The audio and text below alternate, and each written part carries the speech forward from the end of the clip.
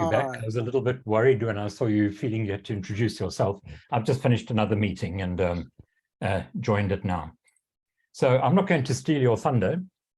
Just to tell our audience that you spoke to us last year, and it was one of the most interesting and stimulating and enjoyable, seminars of any research topic in many ways that I've ever actually attended. Extremely useful and extremely, engagingly presented. So welcome everybody.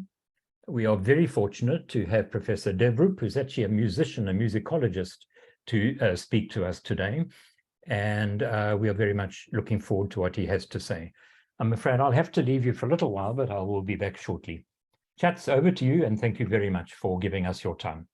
Thank you, Richard. Thank you very much, and thanks to the college for inviting me yet again onto a topic that has become my pet in the past few years. And you might be wondering, as Richard had introduced me, he indicated that I'm a musician.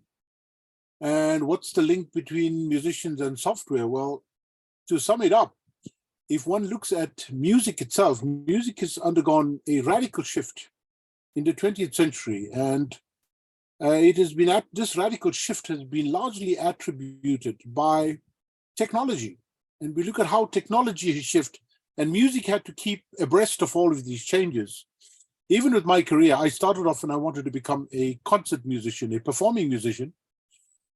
Saxophone, flute, recorder were my majors, piano. And I soon discovered that around 1990, when I was studying abroad, that I wasn't going to get away from technology that was there, and largely computer-based technology. The technology we are using now, well, what we would call digital media systems or digital technology. And so I got into it at quite an early stage because I was forced to by virtue of my postgraduate studies, and I benefited a lot. And what had happened subsequently was my studies and my use of technology in my studies dovetailed with what I was doing in music. So this interest in technology has remained with me since I started. And it's still something I find fascinating. What was lovely is that a few years ago, my son, who also being a musician, he studied here in Pretoria, he went into an electronic engineering program, and he's migrated now into the whole area of artificial intelligence and computer engineering, which is quite interesting. So he's combining his music with artificial intelligence. So a lot of the stuff I'm going to be touching on comes from that. I just want to comment with a disclaimer to this presentation, and that is I'm going to be presenting for you an overview of the different types of software that we actually have. We don't really have the time for me to go into every single piece of software and to explain that to you. I don't know if your college would like me to do that at some point in the future, which might benefit you if you find the need for it. So I'm just going to be giving you an overview of what is all the stuff that's available out, the types of software that are out there, not every single piece of software. That's impossible to do in a session like this, but the types of software that are available to you as researchers. And I think it's quite important for you to be aware of what is out there, given the challenges we have with research today and the way and the pace at which it is advancing, particularly in the digital space. You would have heard a lot of noise in the past 3 months of some new technologies that have emerged, which is seen as a disruptor to higher education. Some institutions here in Pretoria, where I live, have decided to follow the apocalyptic route and decided to ban the software. Others have decided to be much more engaging to look at what's happening and try to track its development, whilst others have become much more proactive in using some of the newer technologies. So I will be touching on some of that. So I'm just going to be giving you an overview of what's out there. So let me get on to the presentation itself without giving you too much of my personal talk. Can you all see my screen? Could one of you just unmute and say yes or no? Yes, Prof, we can. Yes, Prof. Okay. So I'm going to be using, thank you very much. I'm going to be using my presentation in slide view for the simple reason that I have 29 slides. Normally the rule of thumb for presentation, any presentation using slides, is that any presenter should try to spend not more than 2 to 3 minutes per slide. So if we're looking at 29 slides with my introduction already, that's going to take us to like 30 slides, which is going to be an hour tops. So we are going to be right on the hour, which we're cutting it fairly fine. if I were to go through it. So let's just go through it immediately. And this presentation has evolved over the past 3 to 4 years. And it is ongoing. So let's see how you enjoy it. Essentially, what we should start with looking at is, what is our workflow loop? What's the workflow loop we engage in when doing any kind of research? Any research, whether it's your doctoral work, your master's work, writing a research article, a book chapter, conference presentation, and so on. So we start off with an idea, and you go and do some searches using a browser of some sort, some browser, whether it's Firefox, whether it's Safari, whether it's some of the other browsers. Bing is the popular one at the moment. Everybody's using Bing. Then you would need some kind of reference manager. As you get information on the web, you want to store this information in some place that makes it easy for you to access them. That's what we call a reference manager, a place where you can manage your references. So it's easy to use that. Then we will pull that into some kind of Excel spreadsheet where you can get a list of everything that you have and to be able to extrapolate some data. Finally, we get into a word processor, some kind of word processing software to help you to write up what you're doing. And then you would need some kind of structural overview of what you're doing, a big plan as to where you are going and how you manipulate what is it you're doing. So in very broad brush strokes, that's what we have. Now, aligned to what I've said here on this first slide are several other pieces of software, what I call tools, that would help you in this process. So there's several bits and pieces that we're going to come along, but the essence of it is starting out here. You start with your idea, your research problem or your phenomenon you're going to investigate. The first place you can go is go and browse something, resources, books, the internet, wherever.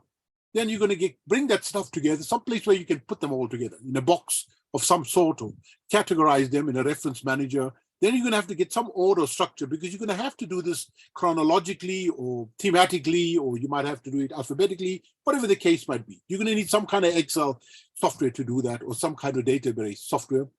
Then you will need to extract your data, take it into a word processor, process whatever you need to do, add whatever you need to do, the text, structure your text, finally get into a big shape that you have to present either in a thesis or an article or a journal, and you move on. So that's pretty much your workflow loop that you're going to be using. Now, when I start off, I want to declare upfront that in the past 3 months, we have seen a massive increase in the area, an exponential increase in the use of artificial intelligence software, artificial intelligence. There's huge noises being made at the moment about things like ChatGPT, Obsidian, Jasper. There's the other ones, Jarvis, that are all out. There's a whole lot of them that are out there. However, do not be afraid. Artificial intelligence has been with us since 1956. 1956 is where we've had artificial intelligence. It's been around in all your platforms all along. It's just that it's been sitting in a space that never quite bothered you much, and you were using it quite comfortably, whether it's on your mobile phones, whether it's on your microwave, whether it's in your car or on your GPS, something that's giving you a response or a prompt. So it's been there. Artificial intelligence has been there. However, what had happened about 4 months ago, somebody injected steroids into artificial intelligence, and it now leapfrogged. It sort of leapfrogged, which has had quite a profound impact on the way we do and conduct research. It's quite had an impact. And this has brought about, in typical fashion, a ripple effect in academia with, as I said, those who are objecting to its use, those who are making claims about ethics, those who are discounting it, those who are using it. We have a whole, so the field is quite open at the moment. The field is open. So essentially, what I would like to say here is the following, I would like to draw on an analogy that was given by Mark Twain, the author Mark Twain. Here's what Mark Twain had to say. Mark Twain says, if you take 100 red ants and you put them in a can, and then you take 100 black ants and you put them in a can and you close the can, nothing will happen. Those ants will go about doing their business as they would normally do their business. Nothing would happen to the ants. They would go about their business normally. However, if somebody comes along, and those are the researchers I'm talking about, researchers were doing things in that kind of way. They were getting on with their business. Up until somebody comes along and takes this entire can and gives it quite a shake-up. They really shake this can. And when they shake this can and they place it down, you will start to find that the black ants and the red ants start to fight with each another and amongst each another. Now, the question is, Who shook the can? So that's where artificial intelligence is at today. Artificial intelligence has come along and it's shaken this can of research and the way we do research. That's what's happened. So don't be afraid of it. I can assure you, I've been in technology now for a good 40 years. I've seen these trends come. So what is artificial intelligence? Essentially, it is a computer system, that can perform tasks that are normally done using human intelligence. That's what it is. That's what it is. So it is a computer system that does tasks that would normally require human intelligence. What is its impact on research? That's the things we are doing. It allows for processing, it allows for analysis of huge amounts of data very quickly and accurately, leading to sort of new insights, new pathways, new discoveries, new avenues of exploration. That's what it does. That's its impact on research. How does it affect you as researchers who are busy with your studies?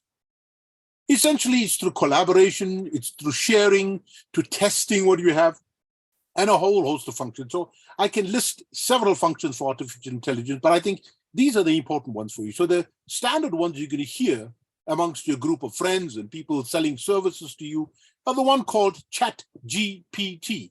ChatGPT is just pretty much a chat bot. It's like what I'm doing to you now. I am chatting to you. That's what it is. It's a chat bot. It's a bot, which is an electronic bot that you're speaking to on your computer. And the version that we have now that's being used currently is version 4. So you're probably hearing about a thing called ChatGPT 4. That simply means we're using version 4. Version 4. I'm not going to go into great detail. I can explain a hell of a lot about that. Just remember, we've been through version 0, version 1, version 2, version 3.3, version 3.5, and now version 4. So we had version 4 with ChatGPT, and it comes freely packaged with Bing. Bing is the browser that you have on our platform. So Bing is and it comes packaged with it.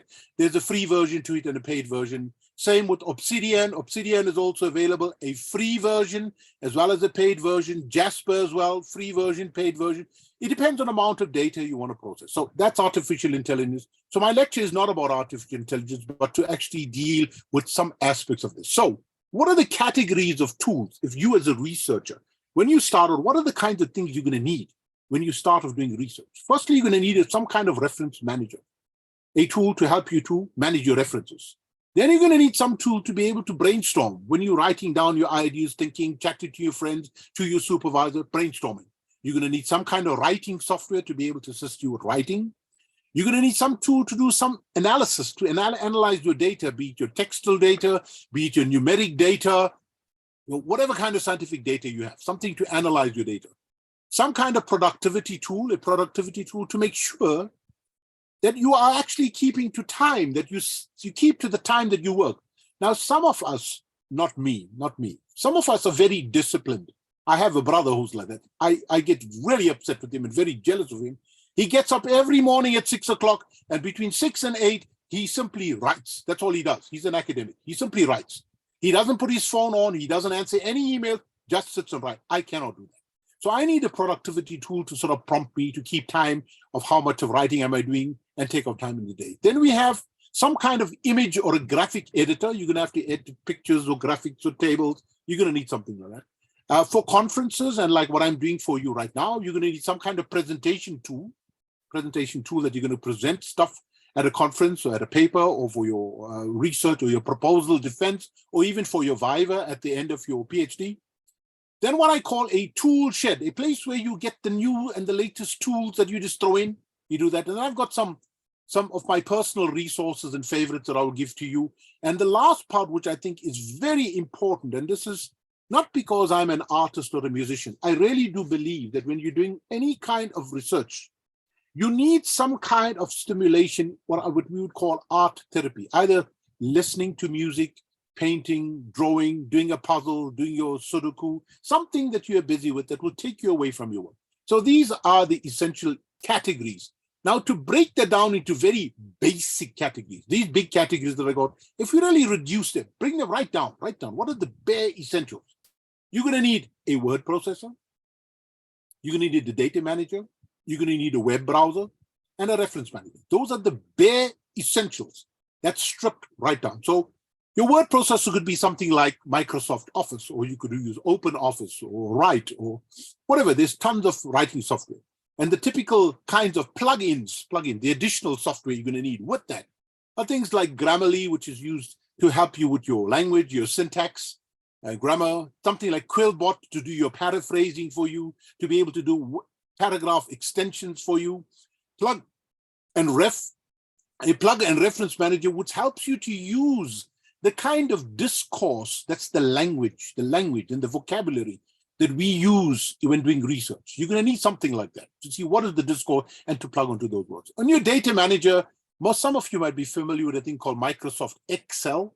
I'm pretty sure you know about it. This is linked to your MS Word, or a thing called Reference Manager. Standard stuff. They are very advanced data management tools as well. A web browser, I use Firefox a lot. However, apparently the good one for researchers is something called Google Chrome. So if you're using Google Chrome, this has been proven to be far more effective for researchers. I use Firefox simply because I'm a very habitual animal, and I've been using it for years. I just get around with it, and it does the things I need it to do. However, if you are starting out and somebody that's new, I would strongly urge you to look at Google Chrome. That gives you access to links like Web of Science, open access theses and dissertations, the world of science. You're looking at Google Scholar, your plug-in reference manager, and so on. And then finally, your reference manager, a tool to help you to refer your stuff. And the one I use, there are several, by the way, and there's not one that's better than the other. It's simply the tool that I'm most comfortable using is one called Zotero. I do recognize that at the University of KwaZulu-Natal, EndNote is the one that is widely used by students and by the library. Yes, please, by all means. EndNote does the same thing, as well as Mendeley. Mendeley is also effective. Now, each one of these tools will have some or other interesting feature that's slightly better than the other one, but at the end of the day, it does pretty much the same thing. And to add to this particular reference manager, not to mention the last one called ChatGPT. ChatGPT is quite important because if you are using a referencing system, for example, I think the standard one used in the College of Humanities, I know, is APA.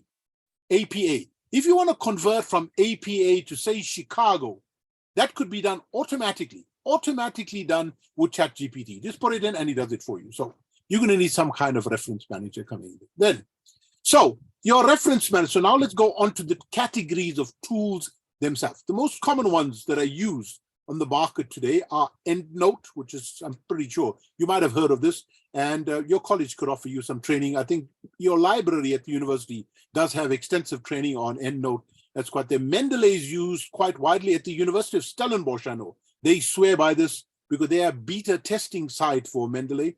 I've used Zotero. Why Zotero, you might be asking? Simply because I do a lot of music and graphic stuff. And we have a feature in Zotero that the others do not have, what we call a meta search. A meta search simply means if I have like a DOI number, or an ISBN number, I can simply punch in that number into Zotero and it'll pull the whole reference up for me. So it's got a very meta search function in it. That's the reason why I use Zotero, because it's got some advanced features, and most importantly, it is free. That's the important thing. It is free. You don't have to pay for it. EndNote, you got to pay a subscription. Mendeley is a subscription. RefWorks is a subscription. Zotero is free. And obviously, I'm Indian, so anything free, I will be first in the queue. Next, you're going to need some brainstorming tools to be able to put your ideas down on paper. When you're thinking about things, you want to start to map things, they're not in any fixed order. You just want to put them down and rearrange them on your table. In the old days, we used to use cards, these indexing cards, and we'll move the cards around on the table, like playing cards, just move them around, like you're playing a kind of solitaire with your ideas. However, we need some brainstorming tools. And here, the free version is Xmind. I've given you the free version first, Xmind. I use it all the time for brainstorming. It is extremely powerful.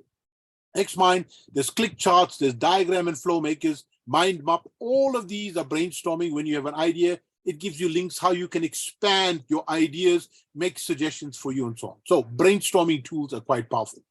Then our big one. The big one here is your writing tool. When you're working with thesis, you need some tool where you're going to be doing all your writing. And this is where you're going to be spending most of your time. Most of your time is going to be spent here. The standard one that's used in academia today, I know largely in South Africa, is one called Microsoft Word. Almost, I would say 80% or 90% of the students use Microsoft Word. I use one called Scrivener. Scrivener is designed for researchers. And if you have a look at the screen dump that you're seeing in front of you, on the right-hand side, this diagram is an example of Scrivener. You can see on your left-hand side in my diagram, it's got folders. In each folder, I've got subcategories. Each subcategory has got some references on the right.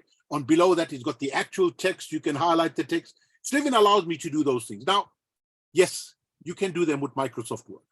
You can. You can. I can show you how to do it. It's possible to do it there. It's just a bit cumbersome, but you can do it. The other tools that you have for typesetting, and this is where you're actually keeping your thesis together, because it's very important. When you are working with a supervisor, you are always sending in versions of your work. Chapter 1, version 1, chapter 1, version 2, chapter 1, version 3, chapter 1, version XXX, and it goes, and then you lose track after a while. Which version did you send your supervisor? That's where it becomes a problem.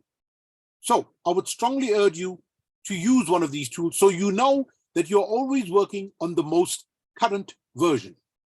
The most important one here, especially if you're working offline, in other words, you're working remotely or virtually, I would encourage all of you to use Google Docs, the one right at the bottom.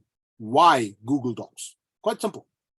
All of your supervisors, if you have multiple supervisors, like a co-supervisor, and yourself, you can access the same document with all of the commands and all of the prompts on one document, not multiple documents. One document. All corrections are done on one document, and it's stored in one place, and your supervisor has immediate access to your work. Now, I know that there is a policy at UKZN, I work there, so I'm aware of this, that the turnaround time for supervisors, the expected turnaround time for supervisors to get back to their students is around 2 weeks. When a student submits work, the supervisor ought to take around 2 weeks before they provide feedback. However, with Google Docs, the moment you send your work, your supervisor can see it immediately. They don't have to wait for you. You don't have to wait for them. If they've correct stuff, as they're correcting and fixing, you can go on and you're actually seeing this work take shape. It's like watching somebody work through a sculpture and wood. As they're chiseling away on it, you can see it taking shape. So Google Docs for me is very powerful, and I would strongly encourage you to use it if you are not using it. And if you're offline, if you're off campus, use Google Docs, very powerful. And this is an example here of a screen dump using Scrivener. You can see how powerful Scrivener is, the one I've got. On your left-hand side here, you can see this has got the structure of my whole thesis. You can see it's got front matter, manuscript, introduction, problem statement, aim, scope, thesis, and I can click on any one of them. So in this case, I've clicked on chapter overview. So in the middle column, you're actually seeing my chapter overview, the actual text.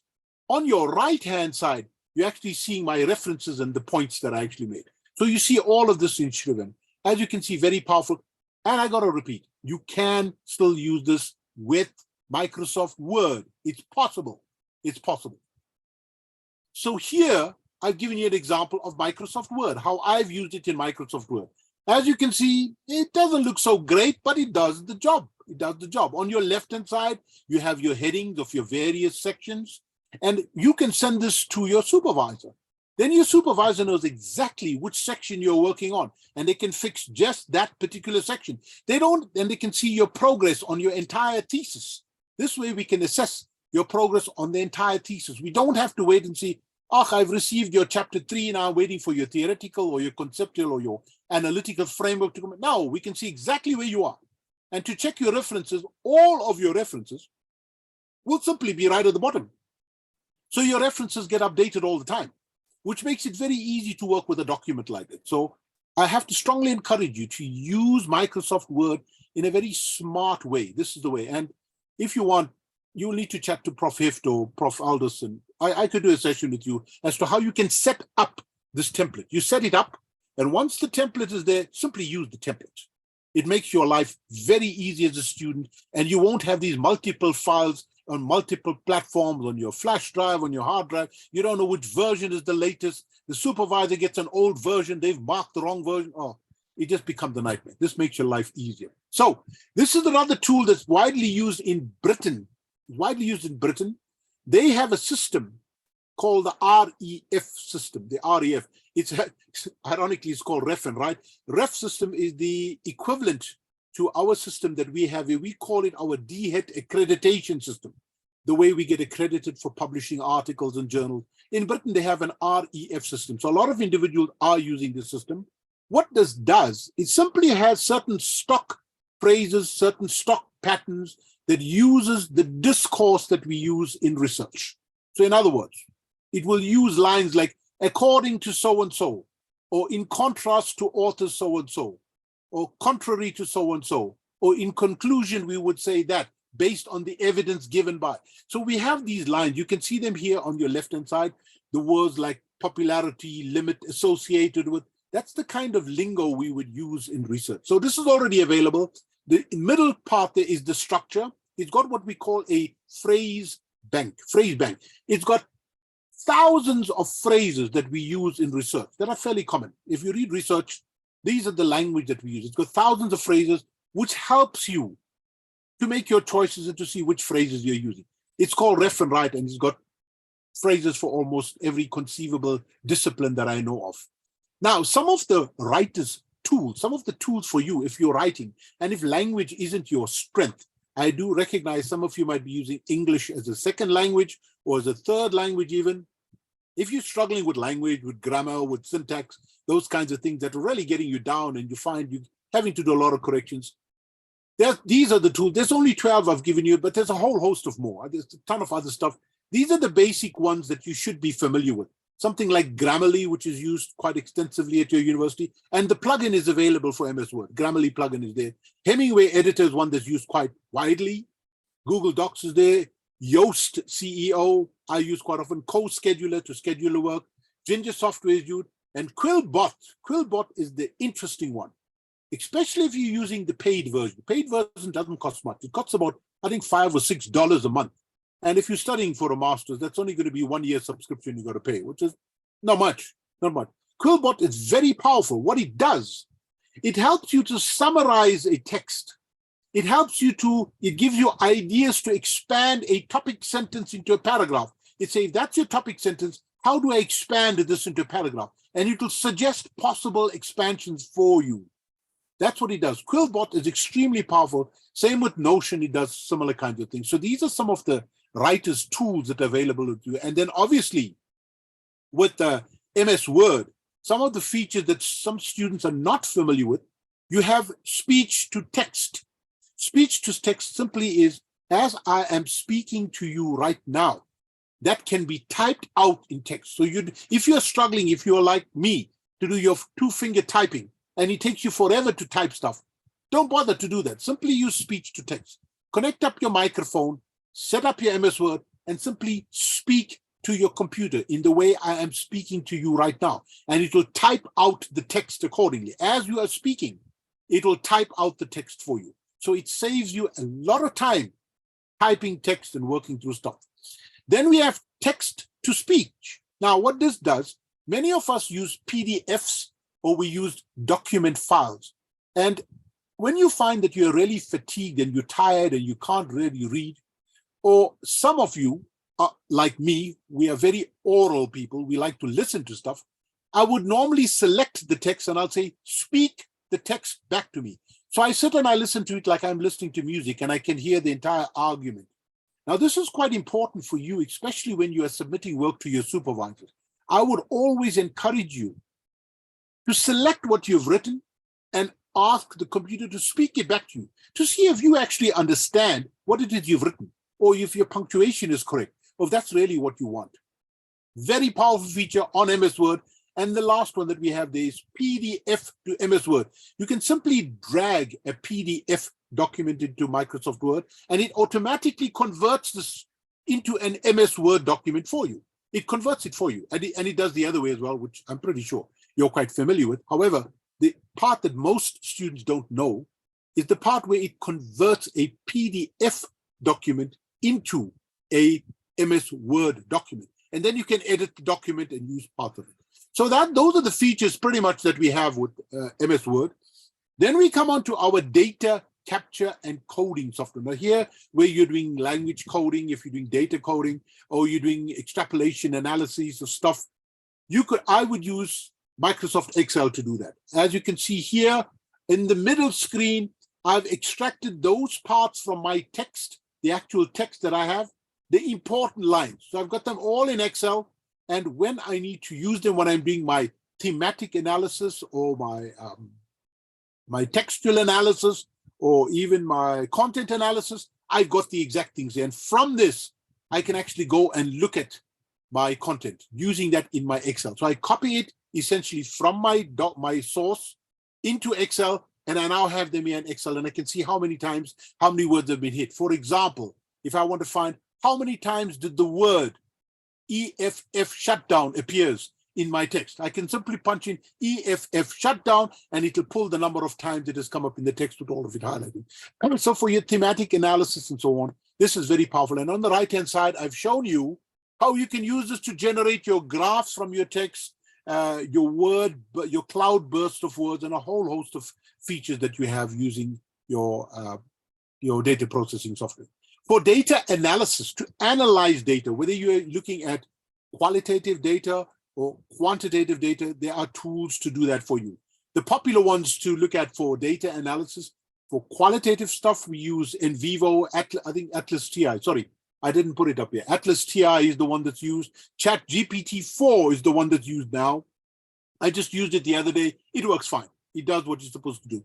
For your statistical purposes, for your numerical stuff, Statistica, Origin Lab, R is very, very powerful. Engineers use R all the time.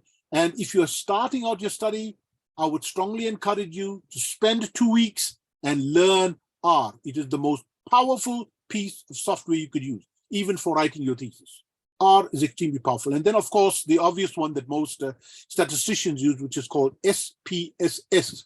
Okay, so these are some of the software that we have for your qualitative as well as your quantitative data analysis. Then your productivity tools. So productivity tools are tools to help you to make maximum use of your time. For example, if you have just 1 hour to work per day, like today, you have 1 hour. These tools help you to set a timer, to allow you to take breaks in between, and to keep you on track with your task. So you set yourself a task. For example, in my case, I have a conference presentation due in a month's time. I know I have to start writing at least 250 words per day from now to get my conference presentation done at least by the middle of next month. So it's ready. And then I start to refine it. So I will set myself a timer so that I can try to write my 250 words a month and to do my referencing in the time. So these tools here, Forest, Pomodoros, and there's several others that are available, are your productivity tools. They keep you on track with time. That's like your timer. It's like a clock, somebody keeping your time. And when you're up, you're up. And that's it. And you move on. It's like going to the gym for an hour, doing your exercise routine, and that's it. You go home and you can do something else. The other additional tools to help you are things called OneNote and Evernote. Now, these are small apps that are available on your mobile phone. I've got it on my mobile phone. Why it's important? Because sometimes you might be in a coffee shop, you might be meeting with your supervisor somewhere, you might be in a supermarket, you might be sitting in the car waiting for your spouse or your spouse or whoever, your girlfriend or your boyfriend, and you might just come across something that you want to capture. You might think, that's a lovely idea, I'm going to get that in my thesis. These plugins help you to capture it on the fly. It allows you to video record it, to audio record it, to date, time it, and you can go back and edit it. And the advantage, you can import it from Evernote directly into your MS Word. So they are very important for capturing any kind of data, anywhere you are on the fly. It's like your mobile. So it's like these individuals that we have in society who have an obsession with their mobile phone. Whenever an incident takes place in society, they simply whip out their mobile phone and there they are video recording it. Even though somebody is being injured, they're worried more about the video rather than helping the injured person. So that's pretty much it. So you become a reporter on the fly, kind of gonzo journalist. Then the biggie that's out It's called ChatGPT-4. This is called generative predictive text. That's what we have, 4. So what this does, this is at a very high-end level of a syntax program that we have. Now, I know there are some scholars on the web that are calling this a very advanced level plagiarism. That's like plagiarism on steroids, according to Noam Chomsky. Yes, one could see that way. However, this is a highly advanced tool. Now, I'm not saying everything is perfect with it. There are certain flaws with it, certain things I've tested which I know don't work, and you need to get around it. Here's the things it can help you with. Firstly, it can help you to generate ideas. You want to brainstorm on an idea. You can brainstorm with it using ChatGPT-3. Or if you want to find a nice theory for what you're working on, give it your keywords and it will suggest possible theories for you.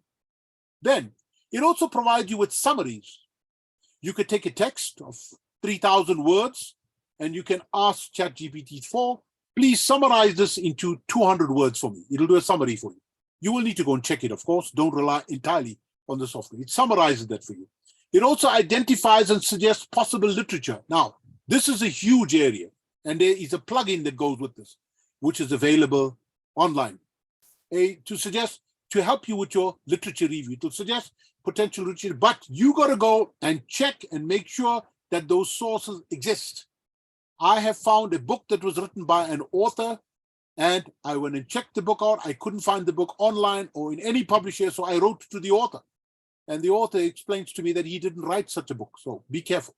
Be very careful when using it. But it's available. Some of the sources are true. Some of them, you need to be careful. It can answer specific research questions for you that are available. It assists with data analysis, especially if you're dealing with large chunks of quantitative data. It picks up data trends. It picks up data streams for you. It picks up all your thematic analysis. It does all of that stuff for you. So it can assist with data analysis and explain what you're doing. It provides suggestions for research methodologies. It helps you drafting your research proposals, reports, academic papers, writing reports, writing emails, and so on, proposals. It identifies potential collaborators, people you could be working with, who are the possible around the world that are researching in your field. It will guide you as to who's there. And it helps you to stay up to date and current. When I say up to date and current, keep in mind that ChatGPT-4 is only as current as 2021, which is 2 years back. All the data that it has processed, its language processing model from, goes far back to end of 2021. So 2022 and 2023 would not be there yet. It's not there yet. You will still need to rely on Google Scholar or Web of Science or the web in order to do that. However, everything up until 2021 is there. Remember, you usually hear about 7 billion pieces of data have been used in the creation of this OpenAI platform. So it used a ton of data that has all been available on the web. But I can talk at length about this, but that's not the objective of this presentation.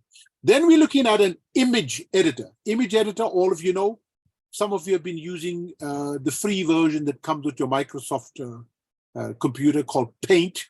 However, Irfan View and Inkscape are the image editors. And I would strongly encourage you to use this because they are vector-based image editors. What do we mean by vector-based? It simply works of coordinates. By that, I mean, if you enlarge a picture or you make it smaller, it does not diminish the quality of the image. That's the danger. Normally, when you make a screenshot or you take an image, when you start to blow it up, it starts to distort it because of the pixelation that you have. However, when using these pieces of software, it doesn't do that. It simply enlarges it for you because it's coordinate driven. So these are your plugins that we have there. Then we have our presentation tools. The one I'm using right now is commonly used by most students. It's called PowerPoint, and that's the one we are using. It comes free with your PC or with your Mac. The other one that's quite powerful, one used on your Apple Mac, called Keynote. It's quite nifty. And if you really want to have very smart presentations to really attract your audience, but do not distract from your content is important. Ones that really look smart and get to the point, something called Prezi. There's a free version and a paid version available. They really look smart and they put things in a very nice kind of way to keep people interested in your presentation. Remember, the whole point of a presentation, and you might have seen that in mine, is never clutter your screen with a lot of text. People can't read so much of text. It is a PowerPoint. You want a point that is powerful. You do not want to put out paragraphs of work. Nobody can read stuff on a screen because of the flickering and the refresh rate on your screen. It starts to hurt people's eyes, and we suffer from visual fatigue. Visual fatigue is when we're looking at a screen too long and we're trying to read dense text on it. And most of you might have experienced this as part of your study. That's why some of you might find it easier to print out your work and read the printed copy, because you don't have that problem there. With the screen, because of the refresh rate that we are using on your screen, you find it tires your vision. So be careful. Whenever you're using presentation tools, never put out dense text on the screen. Don't do that. Okay. Then we come on to what I call the tool shed. These are various kinds of tools you all have available. Top left-hand corner is what we are using right now, called Zoom. That's the platform we're using. You have a thing called Google Drive, where you simply drop your information there and everybody can access it. And I'm pretty sure you're familiar with that, because on this platform, I know you video recorded some of your stuff and they dropped into Google Drive. Dropbox works the same way. To transcribe interviews, those of you who are doing it, Otter.ai, that helps you with transcription of your interviews. You record the interview like I'm speaking to you now, record it as an MP3 file. You simply upload it into Otter, and it'll give you a written text version with all my ums and ahs and my coughing in between. It'll notate all of that stuff for you. Fireflies.ai is the other one that's used. Then you have Microsoft Teams. That's the counter to Zoom. You have your WhatsApp and your WeChat and Line. Those are apps that you have on your mobile phone. WhatsApp is quite advanced now. You can, and the file format that's used for most audio and video is OGG Vorbis, OGG VOBIS. It does not use MP3 and it does not use MP3.4. So it uses OGG Vorbis. So if ever you want to send a video clip or an audio clip to a friend, convert it to .ogg first. It's freely available on the web, and simply add it onto your WhatsApp or your WeChat, and you can ship your file off. Then you have your Microsoft Online, and that's pretty much your tool shed. I'm almost coming to the end of my presentation. Then now resources. There's tons of resources available, and I've explained some of them here. Grammarly is the one for your software. Turnitin. Now I have to declare here, Turnitin is not, I repeat, is not a plagiarism detection software. It's not, despite what you're going to be hearing from colleagues and a whole wide range of users.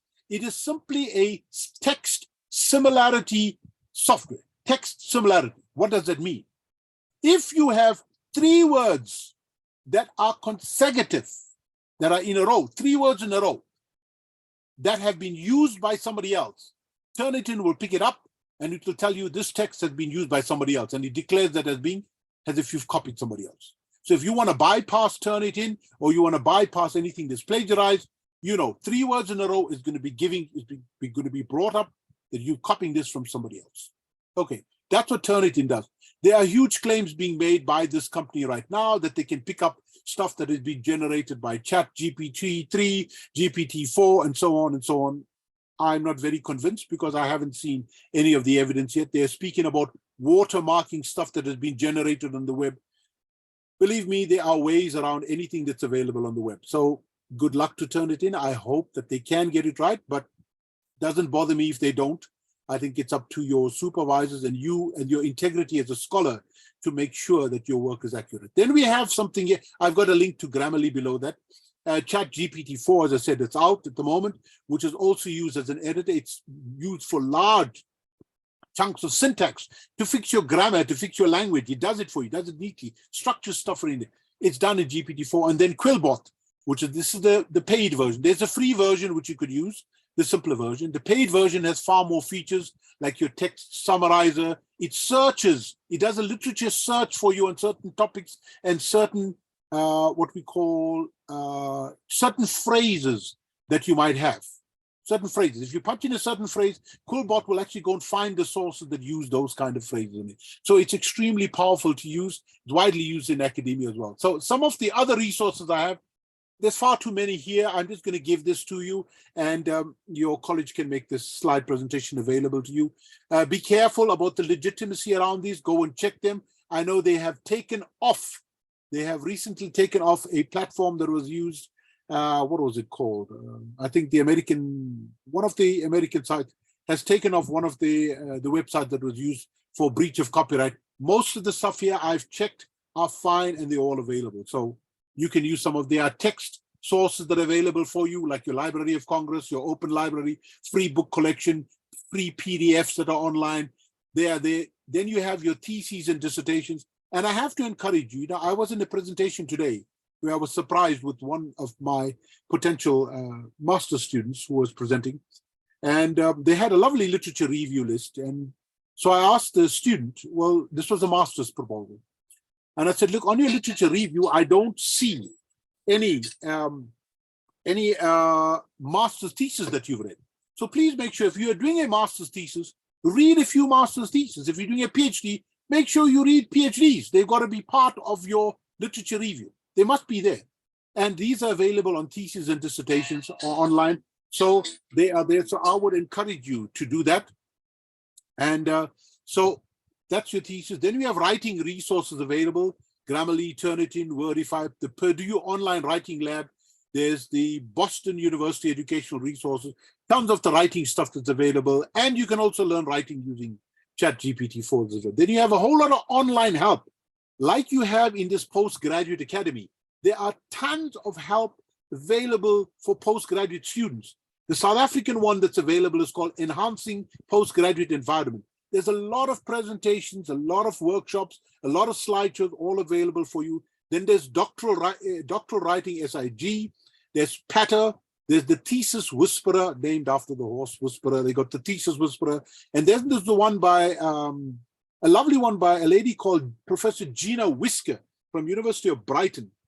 It's called the Oasis of Learning. Now, Gina has been out to South Africa, so she's aware of some of the challenges we have with the academic writing, and she's put all this together with her presentations here. They are all available, all free online, so please go ahead and use them. Okay, your last list of resources, this is just my resourcing list of where you can find articles, where you can find journals, where you can download stuff on books, PDFs, which conferences are there, which conferences presentation, where you can get source coding for the various kinds of things you have. Then, of course, we have things like ResearchGate. Please be careful when using these things. Always check the legitimacy of them. Some of the stuff is not quite up to scratch, but you need to exercise your wits about you as an academic. ResearchGate is one of the places you can go to. Then, most important, students are unaware of this. There are tons of free online courses on academia on various aspects. There's Coursera that's available. There's the Open University. There's Udemy. There's edX. There's FutureLearn. All of these platforms offer courses that are either very cheap. I've done them. I've done courses on Udemy. I've done courses on Coursera. I took a short course the other day. I was busy with I had to do a big presentation on an aspect of, on a personal aspect of music and technology. I did a thing on Coursera to looking at how the brain works in music. I took a course on it in Coursera. I finished it within a week, which was fine, and that's all I needed. So there's tons of stuff available, even on how to write and publish a scientific paper, all available on your courses online. Then our standard search engines, I'm pretty sure all of you are familiar with these. SABINet is the South African Access Database that we have. That's the South African journals where African research gets published. Google Scholar, which most of you are familiar with, and the one that I'm pretty sure very few of you are familiar with, this is the new artificial intelligence master on the block. This is the master on the block. It's called Illicit.org, Illicit.org. This is the most powerful search engine when you're doing literature review searches.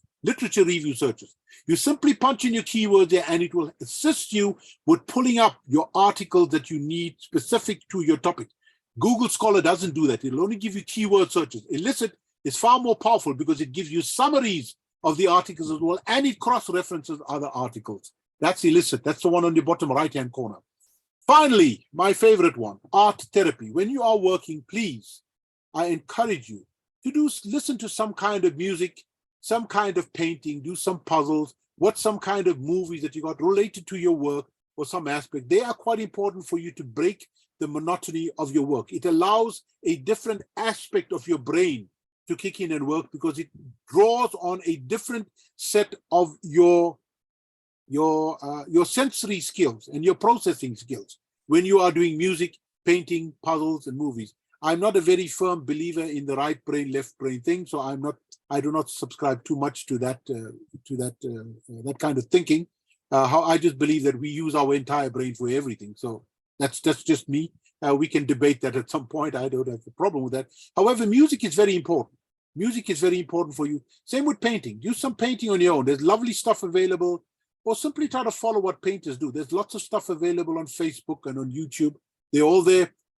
Get a puzzle. Just do some puzzles, sorting some puzzles. Buy, a jigsaw puzzle or whatever the puzzles are, or tangram. Work on these things. They're lovely. Or watch a movie. There's some beautiful movies related to the stuff we are doing. Last night, I watched a beautiful old movie on one of my favorite philosophers, on Zizek. I wasn't aware of it. It was done in 1996 on his thought, because he always interests me as a philosopher. Why is this guy so crazy and he has all these strange mannerisms? So I thought, let me get into it. And I watched it. I thought it was very interesting just watching it.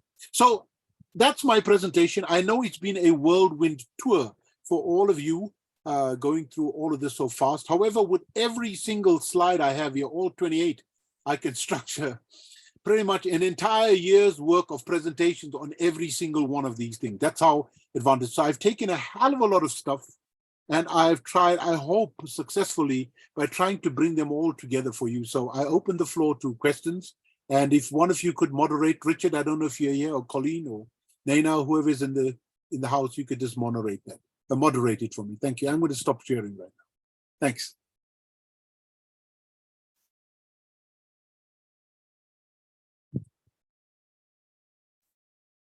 Hello. Can you still hear me? Hi, good afternoon. Yeah, Afternoon. Thank you so much for that brilliant presentation. I think this is the third time I've listened to you, and I'm intrigued every single time, and I learn something new every single time. So thank you so much for that presentation.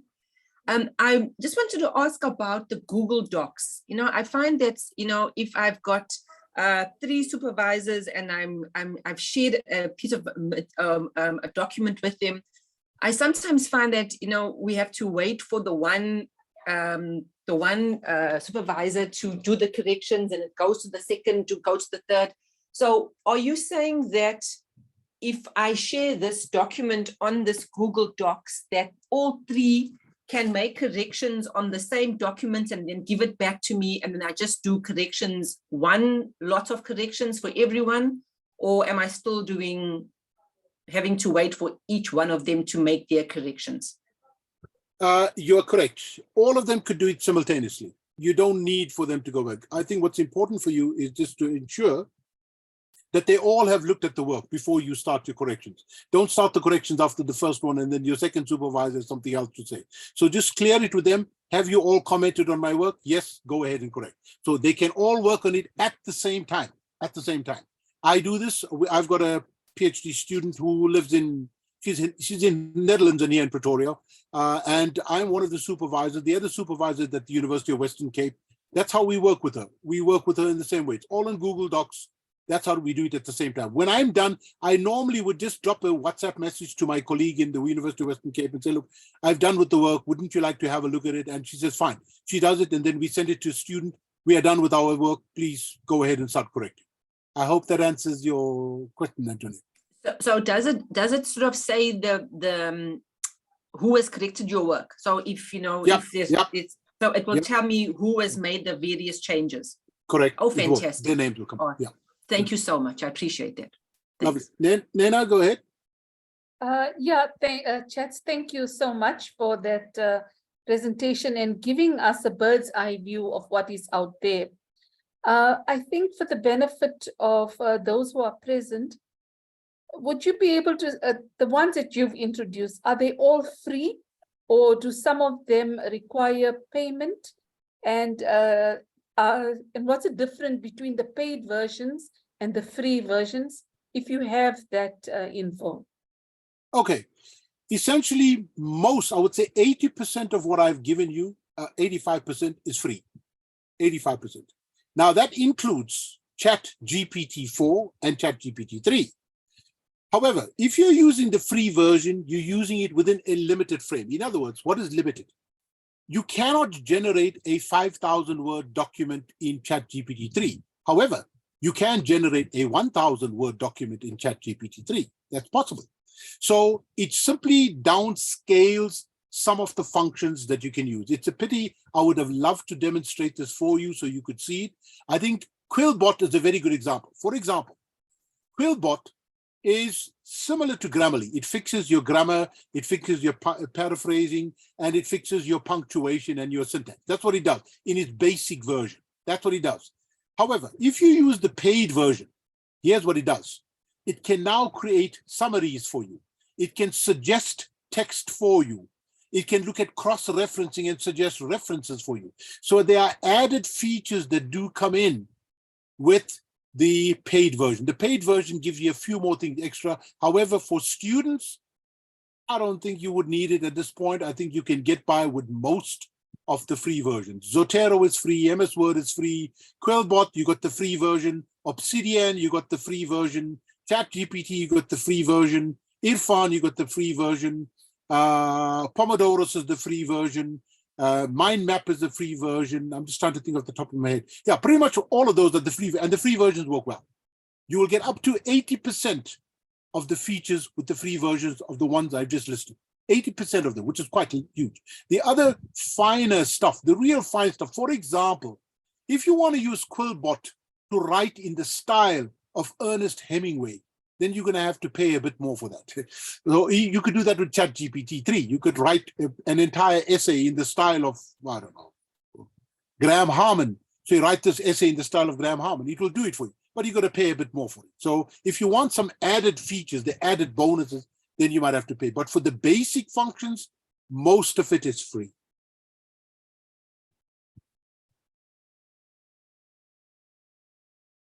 Okay, any further questions? Riziki, Yeah, I hope I've got your name correct. Yeah. yeah, correct, Prof. Thank you so much, Prof, for this excellent presentation. Can you hear me, Prof? I'm struggling to hear you. If you could perhaps go closer to your microphone or speak up louder. Yeah, can you hear me, Prof? Yes, I can. Yeah. First of all, I would like just to thank you so much for this excellent presentation. So for me, it was really, really helpful because I was not aware of these softwares. So my question is about ChatGPT-4. So I would like to ask if with ChatGPT-4, can we do a qualitative analysis and quantitative analysis? When I'm talking about quantitative analysis, I want to talk about regression, chi-square. If we can conduct, let's say, logistic regression with ChatGPT, if we have data, can we just put data inside the software and run? So we can have logistic regression, we can have odd ratio or relative risk. That is my question, Prof. Yes, on the quantitative side, yes. You can go as far as to do coding. As far as coding, you can go up to using ChatGPT-4. Yes, on the statistical side, there is almost very little it can't do. It can do tons of the stuff. And if you combine it, now this is a bit advanced. If you do combine ChatGPT with, say, something like a very basic software program like Python. With Python, you can do all of that stuff. Python will take you about a month to learn, but it's well worth learning it because it's going to be beneficial. If you combine it for the kind of stuff you're doing, sir, from what I just heard you, Python is the way you should go. You can do all of the kinds of analysis that you're doing. So I would seriously invest in spending a month learning Python or even R because it will do that stuff for you. Yes, ChatGPT can do that kind of analysis for you. If you want to, we can do some of the stuff offline. My son does this all the time. He's into engineering, so he's doing a lot of these kinds of data analysis. We did do some textual analysis. I was not impressed with it. As a scholar, I found certain flaws with it, and I raised certain questions with it. However, I think there are other tools available. I haven't showed you a ton of other tools that I use for my own research that are available to do the kinds of things you want to. They might not be available with ChatGPT-3. For example, Illicit is brilliant for literature review. There's something I use called InstaWrite. InstaWrite is a writing software which helps sharpen my own writing so that I'm clearer in my writing. I write in a very convoluted Germanic kind of style, which doesn't work well.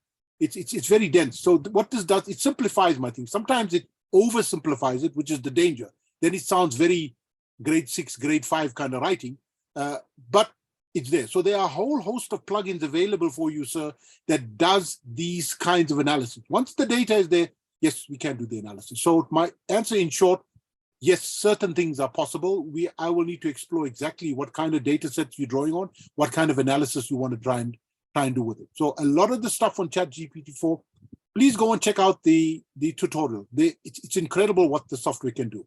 Certain things it can't do, be careful of ethics. It's flawed in certain aspects. Also be very careful there. So as a researcher, you need to be careful about where the flaws sit. I'm cautioning you about that. Don't simply blindly copy the stuff, paste it in your work and send it to your supervisor. No, do not do that. Go and check your work because there will be errors in there. Like with everything in technology, there are flaws in it. Because remember, you are dealing here with a language learning model. ChatGPT is a language learning model. For example, in the way that I am speaking to you, if I had did this presentation for ChatGPT-3, it would learn the way I am speaking, the kind of language I use, the kind of syntax I'm using, the grammar, the references. And as I keep speaking, it's going to learn the way I would be speaking, and it would be giving me responses in the language that I use. So it's learning all the time. It's learning all the time. Remember, that's the whole point about a language learning model. It's there to learn all the time. To give you a simple example, I know I'm speaking too much. If you do a search on Amazon, if you're looking for a book, let's say on a theory of crazy people. So you punch in a theory of crazy people, you put that in. The next time you go back and you search, it's going to give you certain links about crazy and people and stuff like that. It's going to automatically pick up that those are strands that you were using before. So it's learning as you go along that, maybe you're looking for stuff like this. It might say, welcome back, so-and-so. Are you looking for books on this? So it'll start to recommend stuff for you. You find this happens with Amazon all the time. So as a language learning model, yes, it is learning all the time. So the more you use it, the more it learns from you, the way you are searching and the way you reference stuff. And the important thing with the original version of ChatGPT, not this version that they are giving out for free here. There is the original version where you go onto the original website and you can use it. It stores all your previous data with it. All your previous files, it'll store it for you. And you can go back and everything. Sorry, I've spoken too much on the topic. Thank you so much. Good. I think we are over time already, Richard or Colleen or colleagues. Please advise me because I see we're on 1632. This is a favorite topic of mine, so I can talk a lot on it. So not to sort of blow my own trumpet, but it's something I'm passionate about. But if there are no further questions, I think at this point, if we can close the session, if that's okay with you. Hi, Professor Morning. Very good presentation. Question, can you remind me of the software? You're speaking of a software that you said is used in the UK. I think you might have said Ref and Write, that kind of assists you with language structure and so on? Yeah, Ref and Write. Not so much the syntax part, but it's more, it's a phrase bank. It's a phrase bank that is used in the discourse of research. It's the phrase bank. We use certain phrases, certain types of language. You know, for example, if you are using qualitative stuff, it's going to talk about participants. If you're going to use quantitative stuff, it's going to talk about sample. Same thing, but it will use the language that you should be using there. So Ref and Write is one. It's very powerful, very, very powerful. I think it costs around, it's pretty expensive now. It's about 27 or 28 pounds, I think, to get access to it, which is quite a lot of money. You got to like double that, 30, 60, about 600 Rand. But it's worth it, 600 Rand, still worth it. Yeah, thank you, Professor. Because my next question would have been whether that was in the 85% of free software that you mentioned. Oh, no, that's even more. You got 100%.